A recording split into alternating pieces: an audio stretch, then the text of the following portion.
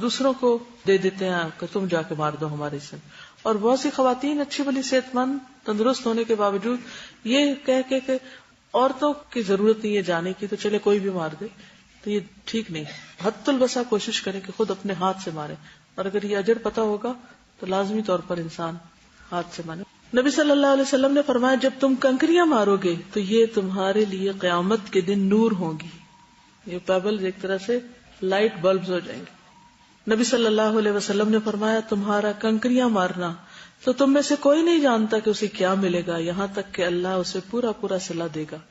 یعنی تو ظاہری اجر ہے لیکن اصل اجر تو اللہ کے پاس ہے. لیکن کنکریاں مارنے سے پہلے تلبیہ بند کر دینا چاہیے. جمرہ عقبہ کو 7 کنکریاں الگ الگ مارے. جابر رضی اللہ عنہ بیان کرتے ہیں کہ آپ جمرہ کے پاس آئے جو کہ درخت کے پاس ہے. اس دور میں وہاں درخت اب نہیں ہے, آپ وہاں ڈھونڈنا شروع کر دیں. آپ نے اس کو 7 کنکریاں ماری جیسے کہ انگلیوں پہ رکھ کے ماری جاتی. صحیح مسلم کی روایت ہے. عبداللہ بن مسعود کہتے ہیں کہ جمرہ عقبہ کی رمی آپ نے کی, اس وقت وہ وادی کے بیچ میں ہو گئے اور درخت کے برابر ہوئے. پھر اس کے سامنے ہو کر 7 کنکریوں سے رمی کی, ہر کنکری کے ساتھ اللہ اکبر کہتے جا رہے تھے. ٹھیک ہے, تو اللہ اکبر کہہ کے کنکری مارے. کنکریاں مارتے وقت دوسروں کو دھکے مت دیں. ام سلیمان سے مروی ہے میں نے 10 ذی الحج کے دن نبی صلی اللہ علیہ وسلم کو بطن وادی سے جمرہ عقبہ کو کنکریاں مارتے ہوئے دیکھا. اس وقت آپ فرما رہے تھے اے لوگو ایک دوسرے کو قتل نہ کرنا, ایک دوسرے کو تکلیف نہ پہنچانا, اور جب جمرات کی رمی کرو تو اس کے لیے مٹر کے دانے کی طرح کنکریاں استعمال کرو. بڑے بڑے پتھر نہیں اٹھا لے جاؤ, کیونکہ بعض اوقات پیچھے والے جب مار رہے ہوتے ہیں تو وہ ان کو لگنے کی بجائے جو آگے سے مار رہے تھے ان کے سر پہ لگتی ہیں آگے. کنکریاں مارتے وقت غلوب نہیں کرنا چاہیے. غلوب کیا ہوتا ہے؟ زیادتی, ایکسس. ابن عباس کہتے ہیں میں نے آپ کے لیے 7 کنکریاں چنی. کس کے لیے؟ نبی صلی اللہ علیہ وسلم کے لیے. آپ ان کو اپنے ہاتھ میں لے کر حرکت دینے لگے اور فرمایا ان جیسی کنکریاں مارو. پھر آپ نے فرمایا لوگوں تم دین میں غلوب یعنی حد سے بڑھنے سے بچو, کیونکہ تم سے پہلے لوگوں کو دین میں غلوب نہیں ہلاک کیا تھا. یعنی مٹر کے دانے برابر کنکری کافی ہے. کنکریاں مارنے کے بعد دعا کے لیے یہاں نہیں رکنا.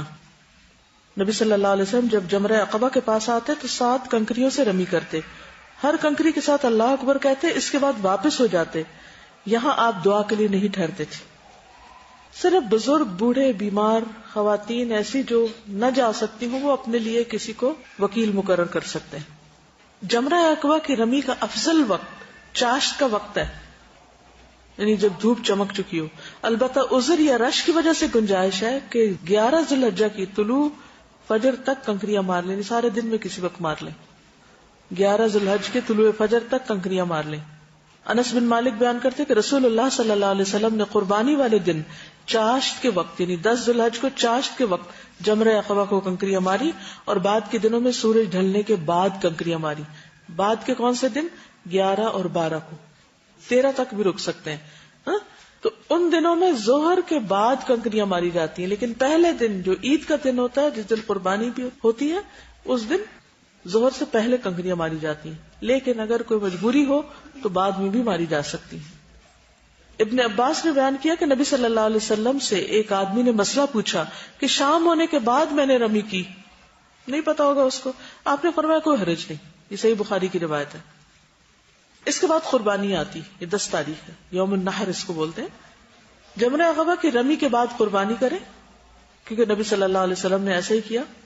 نبی صلی اللہ علیہ وسلم فرمایا تمہارا قربانی کرنا تو یہ تمہارے لیے تمہارے رب کے پاس ذخیرہ ہو جاتی ہے. 10 ذی الحجہ کی صبح سے لے کر 13 ذی الحجہ کے غروب آفتاب تک قربانی کر سکتے ہیں. نبی صلی اللہ علیہ وسلم نے فرمایا تمام ایام تشریق ذبح کے ایام ہیں. منا یا مکہ میں کسی بھی جگہ پر حج کی قربانی کر سکتے ہیں. کہاں کہاں؟ منا یا مکہ. نبی صلی اللہ علیہ وسلم نے فرمایا منا کی تمام جگہ قربان گاہ, یہ سارا میدان قربانی کا ہے. استطاعت کے مطابق ایک سے زیادہ جانور قربان کر سکتے ہیں. نبی صلی اللہ علیہ وسلم نے اس موقع پر کتنے اونٹ ذبح کیے؟ 100. ہم ایک پر بھی خوش ہو جاتے ہیں. 100 اونٹ, ان میں سے 63 آپ نے اپنے ہاتھ سے کیے اور باقی حضرت علی نے کیے. اور صرف اونٹ نہیں تھے, گائے بھی ذبح کی تھی آپ. ہم یہی پوچھتے رہ جاتے ہیں یہ واجب ہے, یہ مستحب ہے, یہ فرض ہے, یہ ہاں ایک سب کی طرف سے ہو جائے گی یا سب کو الگ الگ کرنی ہوگی یا پھر کس کو کرنی چاہیے کس کو نہیں. میں ہمیشہ یہ کہتی ہوں کہ نبی صلی اللہ علیہ وسلم کے پاس کتنا مال و دولت تھا, بہت زیادہ. آپ پر زکوٰۃ فرض تھی, آپ کے پاس جو آتا تھا چلا جاتا تھا. تو اس کا کوئی تعلق اس سے نہیں کہ آپ صاحب نصاب ہوں, کہ آپ کے پاس اتنا گولڈ ہو تو پھر آپ کو قربانی دینی ہے, ادروائز نہیں.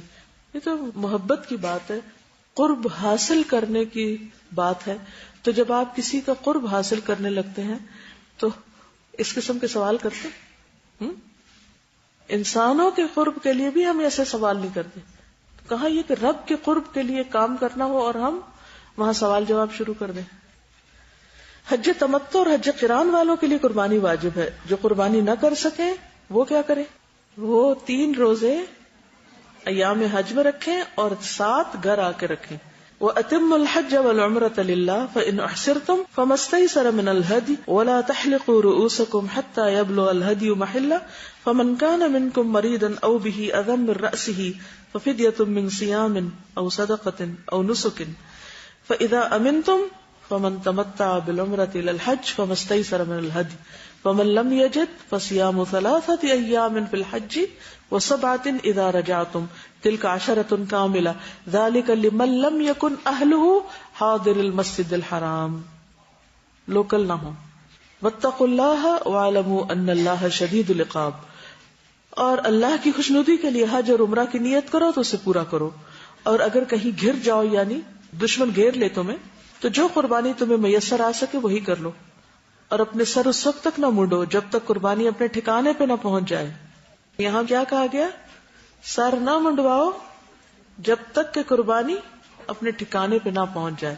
مگر جو شخص مریض ہو یا اس کے سر میں کچھ تکلیف ہو تو سر منڈا سکتا ہے, بشرطے کہ روزوں سے یا صدقہ سے یا قربانی سے اس کا فدیہ ادا کرے.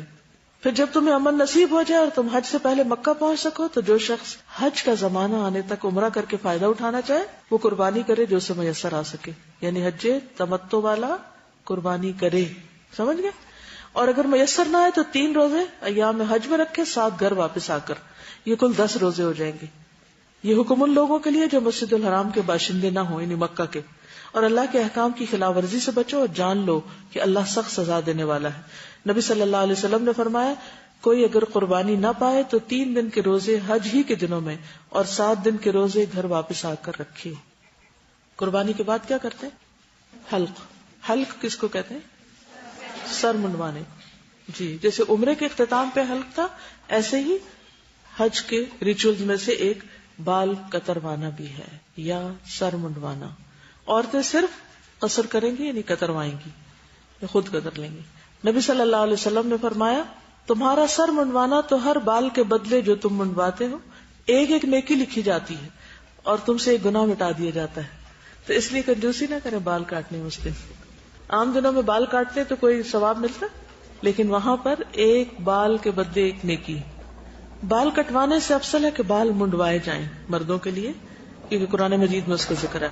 اور آپ نے 3 مرتبہ ان کے لیے بخشش کی دعا کی. بالوں کو دائیں جانب سے منڈوانا شروع کریں. تو آپ بھی جب کاٹیں تو دائیں طرف سے شروع کریں. آپ نے حجام سے فرمایا میری دائیں جانب سے شروع کرو اور پہلے اسے مونڈو. حلق یا تقصیر کے بعد بیوی کے سوا احرام کی وجہ سے جو چیزیں حرام تھی وہ سب حلال ہو گئی.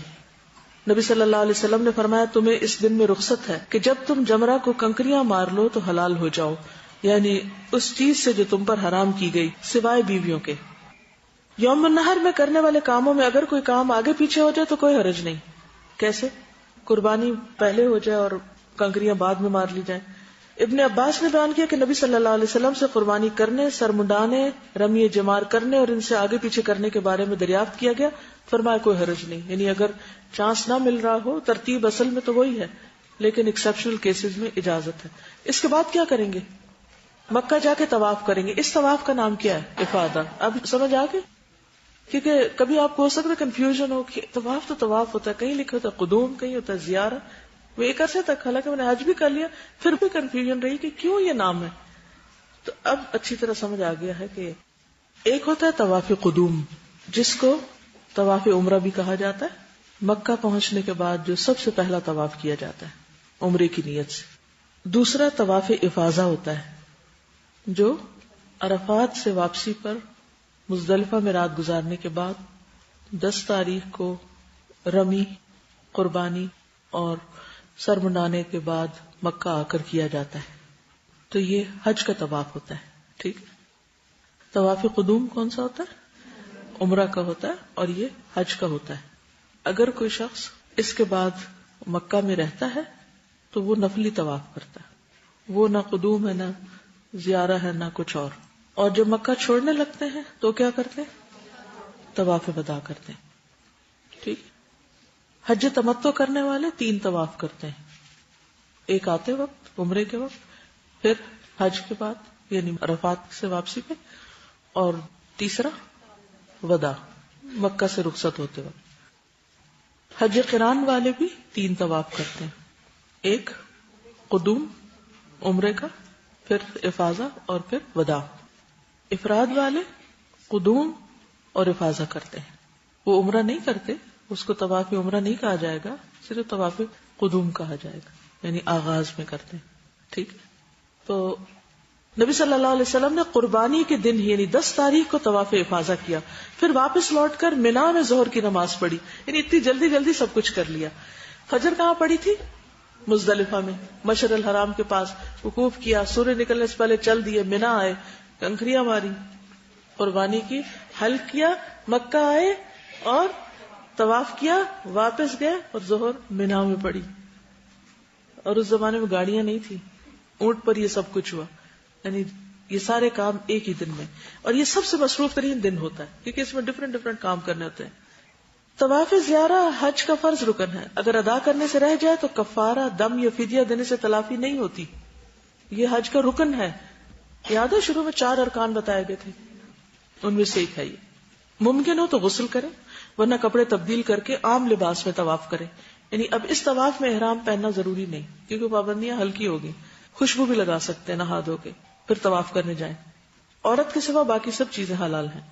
ابن عباس کہتے ہیں میں نے خود اپنی ان آنکھوں سے نبی صلی اللہ علیہ وسلم کو اپنے سر پر سک نامی خوشبو لگاتے ہوئے دیکھا. حضرت عائشہ کہتی ہیں کہ جب حضور صلی اللہ علیہ وسلم احرام باندھتے تو میں آپ کو خوشبو لگاتی تھی، یعنی آپ کے جسم کو، کپڑوں کو نہیں، نیت سے پہلے کی بات ہے. اسی طرح بیت اللہ کے طواف زیارت سے پہلے حلال ہونے کے لیے خوشبو لگائی. طواف زیارہ میں احرام نہ پہنے. ٹھیک ہے. استباء اور رمل نہ کریں. استباء اور رمل نہ کریں. نبی صلی اللہ علیہ وسلم نے اس طواف میں رمل نہیں کیا. اس سے آپ اندازہ لگا سکتے کہ صحابہ کتنا آبزرویشن تھا ان کا کہ کس موقع پر کیا کر رہے ہیں آپ. طواف کے بعد کیا کریں گے؟ 2 رکعت نفل. کون سے؟ مقام ابراہیم کے پاس. کسی وجہ سے اس دن طواف نہ کر سکیں تو ایام تشریق کے اندر کر لیں. اگر پیریڈز کی وجہ سے ایام تشریق میں بھی نہ ہو تو ذوالحج کے مہینے میں کسی وقت کر لیں. طواف کے تفصیلی احکام پیچھے عمرے میں گزر چکے ہیں. طواف کے بعد سب پابندیاں ختم. ٹھیک، مکمل حلال ہو گئے. ٹھیک ہے. چلیے اب اجازت. سبحانک اللہم و بحمدک اشہد ان لا الہ الا انت استغفرک.